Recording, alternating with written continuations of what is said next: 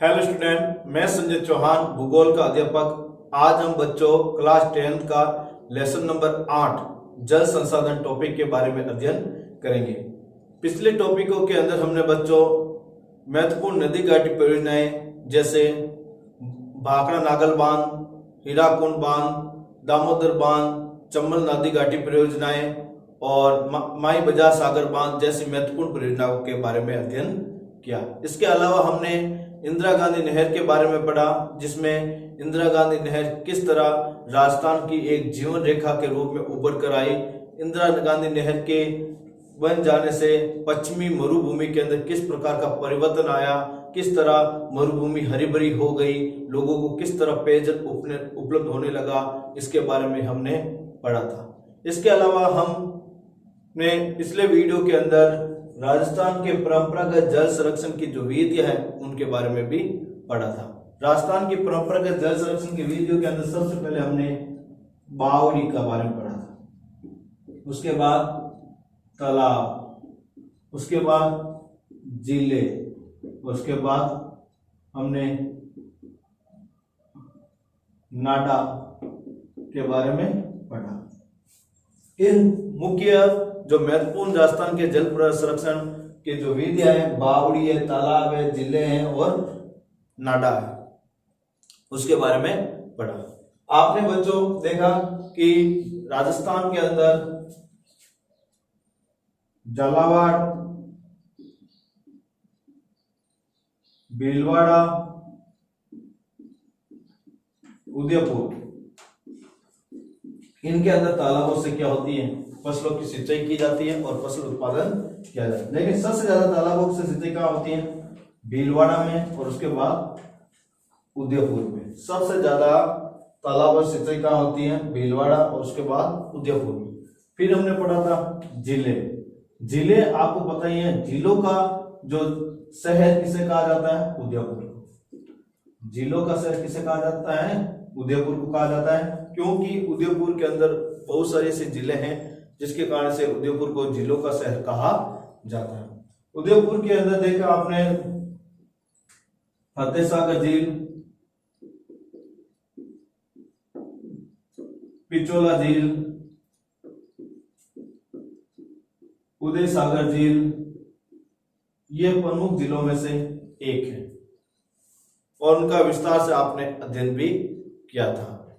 इसके अलावा हम राजस्थान के जो परंपरागत जल संरक्षण की जो विधि है उनमें से हम मुख्य विधि लेंगे टांका। क्या लेंगे?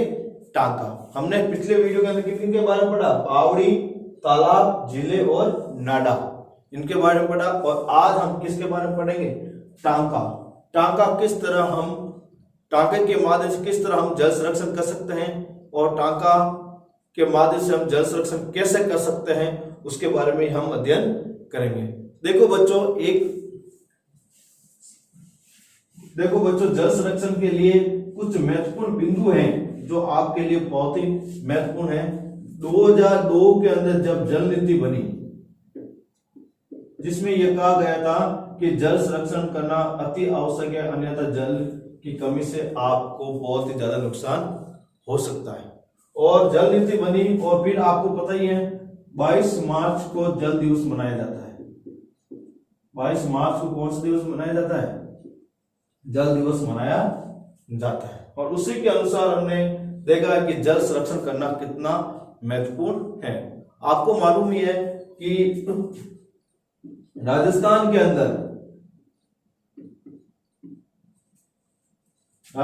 अंदर जल संरक्षण के लिए बहुत सारी नीतियां बनाई गई। जैसे आंध्र प्रदेश में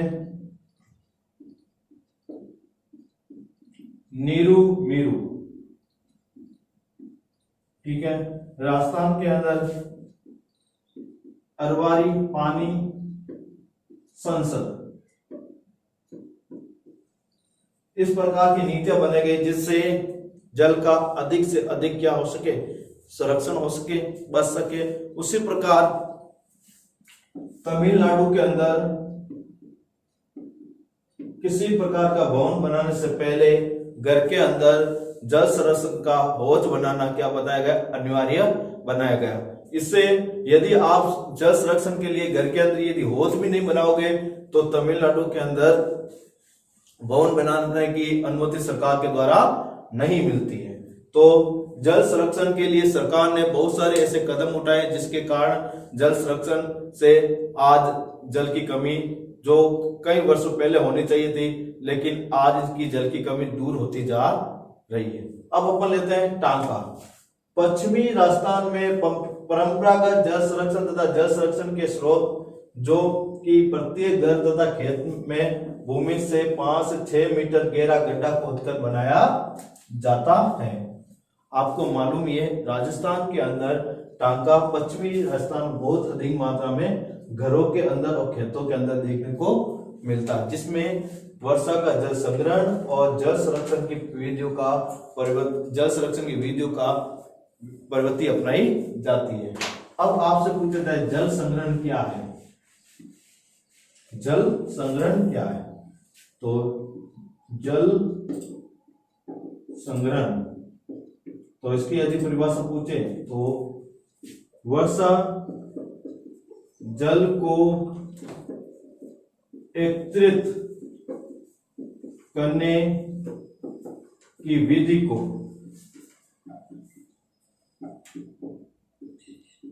जल संरक्षण कहते हैं। वर्षा जल को एकत्रित करने की विधि को बच्चों क्या कहते हैं? जल संरक्षण कहते हैं। अब जल संरक्षण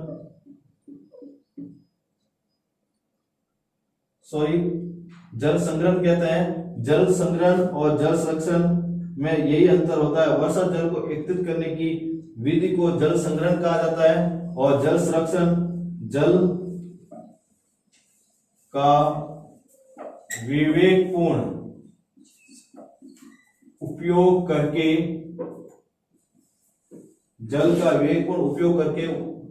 उनको बर्बाद या खराब होने से या प्रदूषित होने से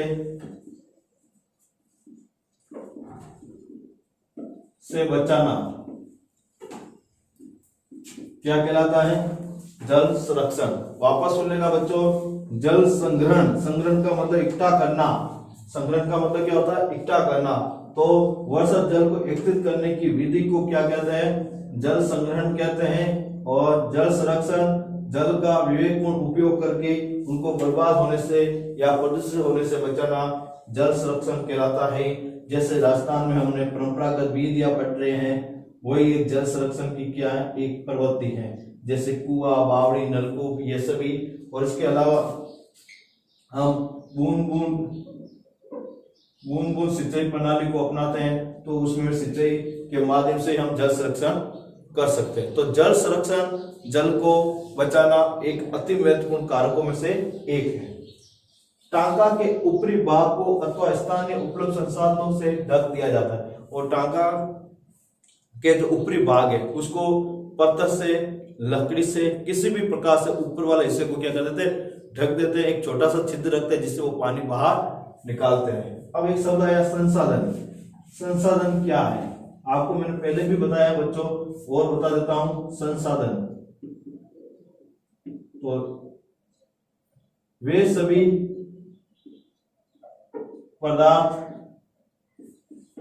या तत्व जो मानव की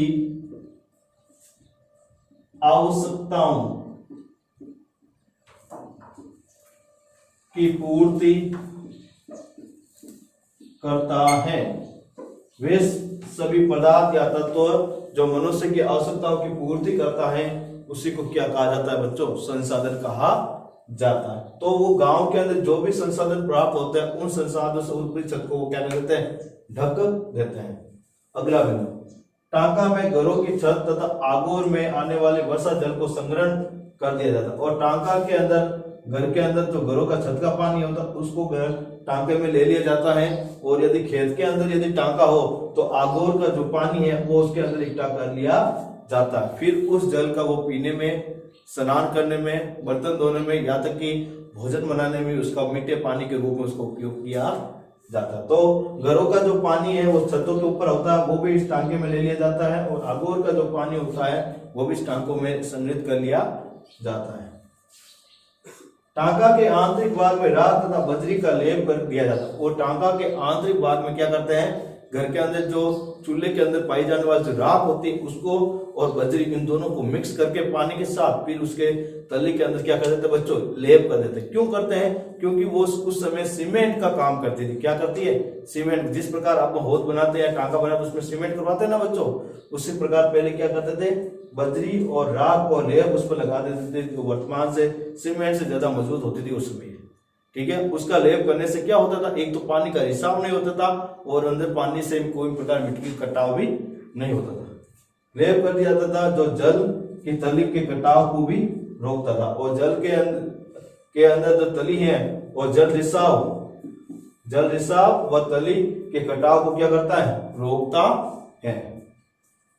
राजस्थान में स्वावलंबन योजना तथा अन्य योजनाओं से में इन टांकों का निर्माण किया जा रहा है। और राजस्थान के अंदर जल स्वावलंबन का मतलब होता है कि राजस्थान को जल के अंदर आत्मनिर्भर बनाना है। जल के माध्यम से राजस्थान को क्या बनाना है, आत्मनिर्भर बनाना है। इसलिए राजस्थान के मुख्यमंत्री श्रीमती वसुंधरा राजे सिंधिया ने ये योजना शुरू की थी।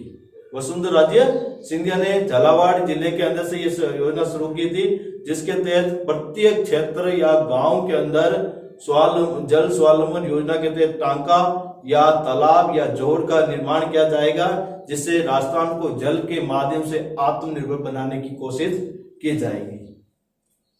जोहड़ तालाब जोड़ है वो टांके से थोड़ा छोटा होता है और आकृति भी थोड़ी सी अलग होती है। ठीक है बच्चों, शेखावाटी क्षेत्र में तथा हरियाणा में वर्षा जल संग्रहण का साधन है। शेखावाटी क्षेत्र सिक्कर झुंझुनू चूरू, ये कौन सा क्षेत्र आता है, शेखावाटी, सिक्कर झुंझुनू और चूरू, ये हो गया शेखावाटी क्षेत्र। तथा हरियाणा में वर्षा जल संग्रहण की विधि कौन सी प्रयोग की जाती है, जोहड़। कौन सी विधि प्रयोग की जाती है, जोहड़। तो आपसे पूछ लिए राजस्थान के किन जिलों के अंदर जोहड़ पद्धति आती है, तो शेखावाटी क्षेत्रों में जोहड़ पद्धति अपनाई जाती है जल संरक्षण के लिए। इसके अलावा कौन से राज्य में होती है, तो हरियाणा राज्य के अंदर भी जोहड़ पद्धति द्वारा जल का संरक्षण किया जाता है।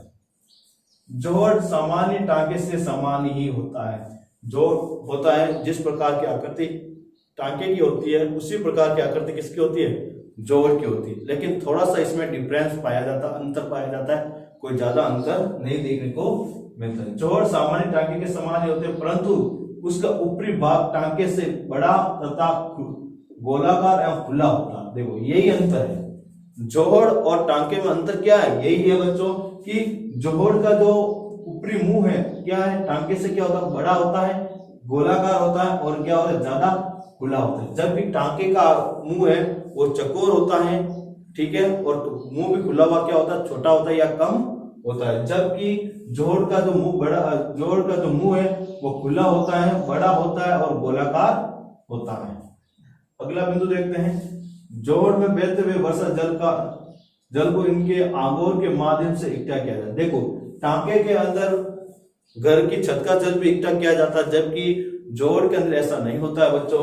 जोहड़ के अंदर सिर्फ आगोर का जो पानी है उसी को इसके अंदर संग्रहण किया जाता है, घर की छतों का पानी को संग्रहण नहीं किया जाता है। अगला बिंदु, ये जोहड़ पशुओं तथा मानव के लिए पेयजल का उत्तम स्रोत है। और शेखावाटी क्षेत्र है और हरियाणा के अंदर मानव को पीने के लिए और पशु को पिलाने के लिए ये जल स्रोत का क्या उत्तम साधन माना जाता है। तो आपने बच्चों देखो टांका और जोहड़ दो महत्वपूर्ण राजस्थान की परंपरागत जल स्रोत की विधियों के बारे में पढ़ा है। अब हम लेते हैं अगली विधि, उनका नाम है अपन के खडीन।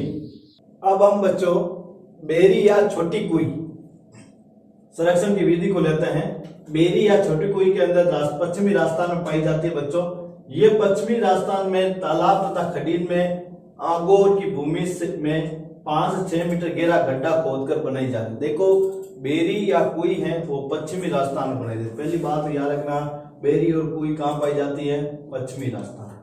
और ये बनाई कहाँ जाती है, तालाब और खडीन के आगोर भूमि पर, तालाब और खडीन की आगोर भूमि पर। कितना मीटर गहरा गड्ढा खोदा जाता है? 5 से 6 मीटर गहरा गड्ढा खोदकर बनाई जाती हैं बेरी और छोटी कुई। आपको मालूम है तालाब द्वारा सबसे ज्यादा कहाँ होती है?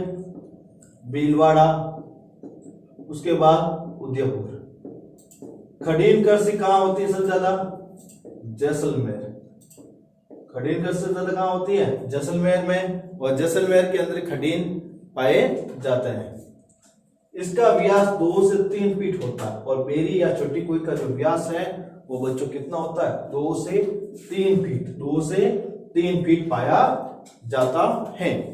अब अगला बिंदु लेते हैं, इनकी दीवारों को पत्थरों से बांधा जाता है, और ये बेरी की जो दीवारें होती है उनको पत्थरों से क्या करते हैं? बांध। जैसे ये अपन का ऐसे गड्ढा खोद देते हैं और फिर इनको चारों तरफ से गोलाकार रूप से क्या कर देते हैं? पत्थरों से क्या कर देते हैं? बांध देते हैं, जिसके कारण इनका तो कभी कभी अब से या नीचे गिरने की संभावना इन दीवारों की ना बन सके। तो इनकी दीवारों को पत्थरों से बांधा जाता है, जिससे भूमिगत जल रिस कर आता है, और इसके अंदर दीवारों को ऊपर से बांध देते जिससे भूमिगत जो नीचे वाला जो जल है वो रिस कर क्या है? उसके अंदर आता है। जैसे आपने बेरा होता है, उसी कुआं होता है, उसी तरह इसमें भी होता है।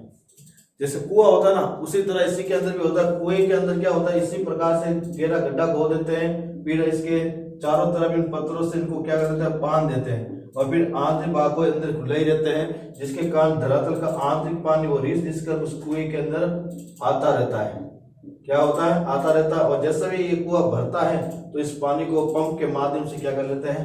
बाहर निकाल लेते हैं। पंप के माध्यम से क्या करते हैं? बाहर निकाल। तो इनकी दीवारों को पत्थरों से बांधा जाता है, जिससे भूमिगत जल रिसकर आता है।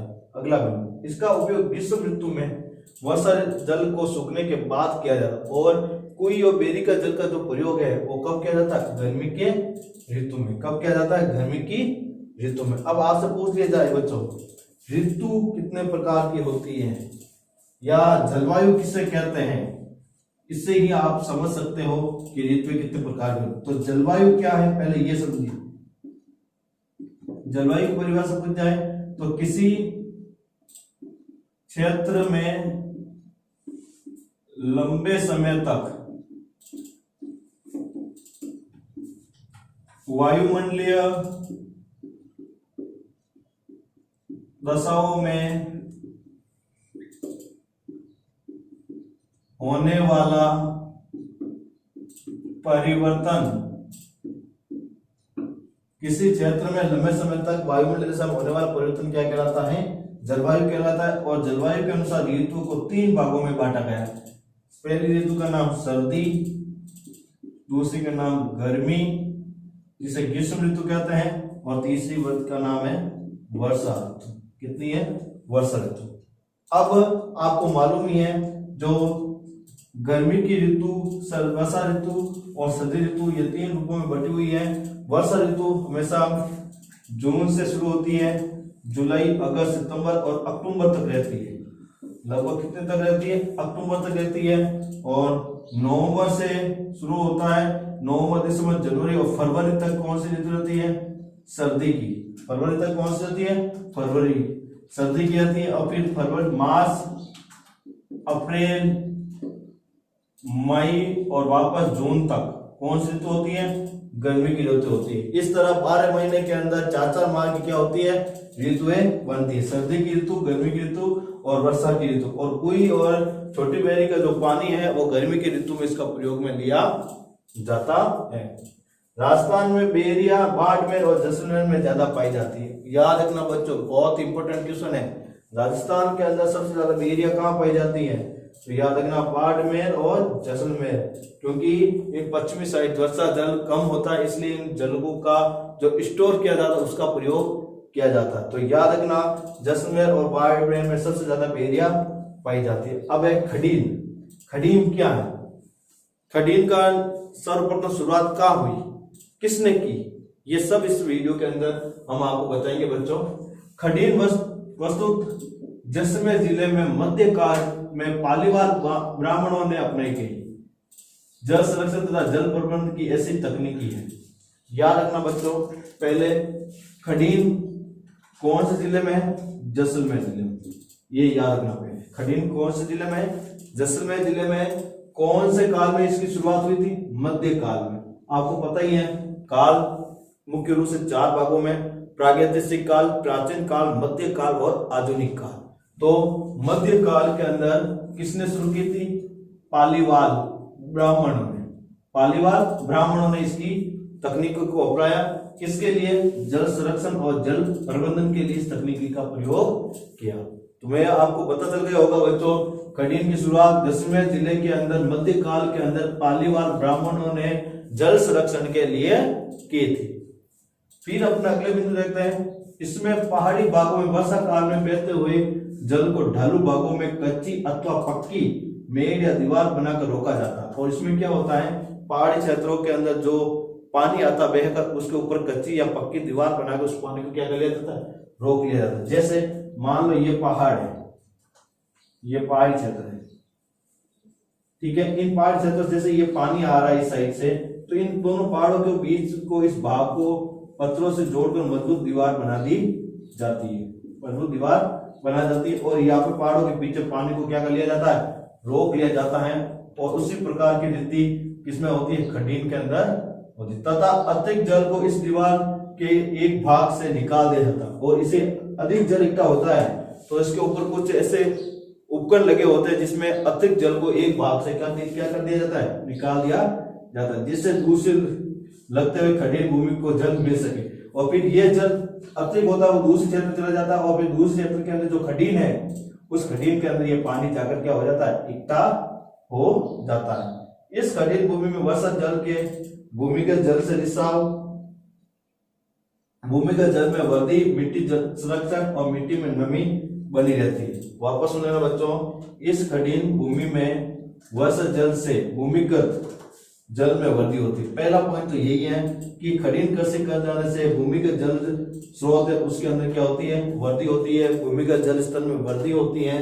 मिट्टी का क्या होता है? संरक्षण होता है। तेज गति से जब पानी बह कर नहीं आएगा तो मिट्टी का कटाव भी नहीं होगा और मिट्टी की नमी बनी रहती है। और खडीन कृषि के कारण मिट्टी की जो नमी है वो भी बनी रहती है। तो बच्चों आपको मालूम हो गया होगा कि खडीन कृषि जैसलमेर के अंदर मध्य काल में पालीवाल ब्राह्मणों ने इसका निर्माण करवाया था। इसका मुख्य उद्देश्य यही है कि इस खडीन के कारण भूमिगत जल में वृद्धि होती है, मिट्टी का संरक्षण होता है और मिट्टी के अंदर नमी बनी रहती है। अब यदि पूछा जाए मिट्टी संरक्षण क्या है, तो मिट्टी संरक्षण का या मृदा संरक्षण की सीधी से मिट्टी का अपरदन को रोकना और उनकी गुणवत्ता को बनाए रखना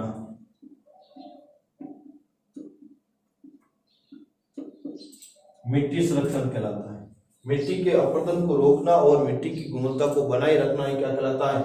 मिट्टी संरक्षण कहलाता है। अब आपसे पूछ लिया जाए बच्चों मिट्टी क्या है, तो धरातल की सबसे ऊपरी महीन कणों से बनी परत जिसमें जैविक तत्व विद्यमान होते हैं उसी को हम मिट्टी कहते हैं। एक बार मैं पुनः रिपीट कर देता हूं, धरातल पर बनी सबसे ऊपरी परत जिसमें जैविक तत्व विद्यमान होते हैं उसी को हम क्या कहते हैं? मिट्टी कहते हैं। तो बच्चों आज अपने राजस्थान की परंपरागत जल संरक्षण की जो विधियां हैं, जैसे आपने बावड़ी है, तालाब है, नाडा है, टांका है, खडीन है, बेरी और कुई है, जोड़ है, इन सब के बारे में विश्लेषण के साथ अध्ययन किया। अब जब नेक्स्ट वीडियो होगा उसके अंदर हम राजस्थान सरकार के द्वारा जल संरक्षण के लिए बनाई गई जो योजनाएं, जल स्वावलंबन योजना और इसके अलावा जो अन्य प्रकार की जो योजनाएं हैं उनके बारे में विस्तार के साथ अध्ययन करेंगे। Thank you.